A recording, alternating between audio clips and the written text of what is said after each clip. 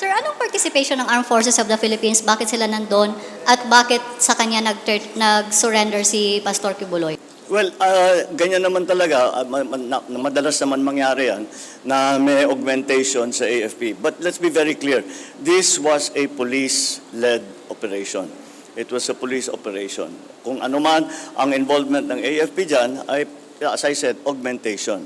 As you can imagine, all through these past months na, all the intelligence services were involved, both in the police, both in the AFP, even our civilian intelligence services. Kasama lahat yan para malaman natin ano yung dapat natin gawin and what are the movements that can be attributed to Apollo Kibuloy, Mr. Kibuloy.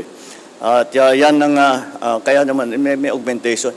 Kung maalala ninyo, nung una silang pumasok, after 24 hours, 36 hours, hapong-hapo na yung mga pulis. So ang ginawa namin, para marelyebo naman sila ng kaunti, ay nagpadala kami ng sundalo na AFP. That was about 2.5 weeks ago.